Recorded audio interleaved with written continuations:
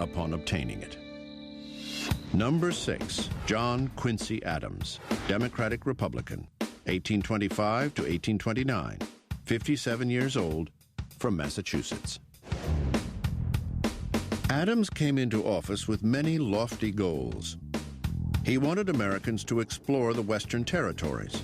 He wanted to fund public education. He promoted scientific advancement and discovery. And he proposed vast internal improvements, such as roads and canals across the nation. Now, the problem is he doesn't get to do any of it because the politics of his term are just so rancid, and he is so unable to manage them. Before the oath of office had fully passed his lips, Congress began thwarting everything Adams wanted to do. This would haunt his presidency and leave Adams with few accomplishments. I think it's fair to say that the Jackson followers in both the House and the Senate wage a war of obstructionism in the 4 years that follow. And so it's a very ill-fated presidency. Adams' personality did nothing to help his presidential agenda.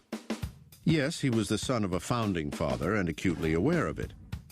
But he was also his father's son. John Quincy Adams tends to be somebody with a very strong self-righteous streak. Adams was physically short, pudgy, and stubborn like his father. And like Lyndon Johnson, he was a skinny dipper, although Adams took his morning swim in the Potomac River. He was also the first president to wear long trousers instead of knee breeches.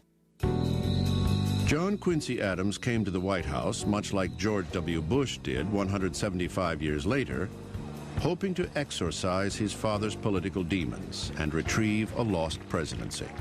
It's not as if he went into it by saying, I can do a better job than my dad by being more diplomatic or whatever. Quite the contrary. It was more like, I'm going to prove to those guys that my father was right.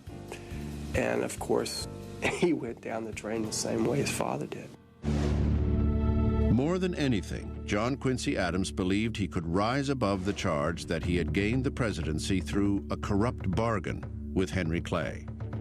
He did not worry about whether he himself had been corrupt, and I think that was part of his undoing. Seeking to prove his political purity, Adams refused to play the patronage game in Washington.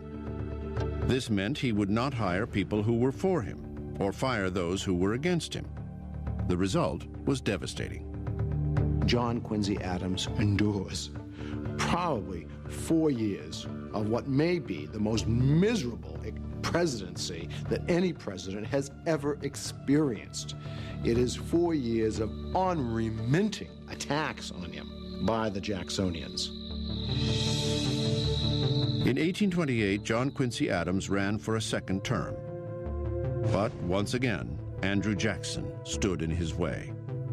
In this election, American political opinion was sharply split.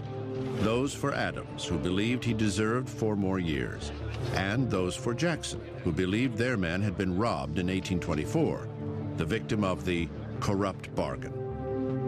The one person who believed the charges absolutely, utterly, was Andrew Jackson himself, and he went home swearing eternal revenge, and he got it.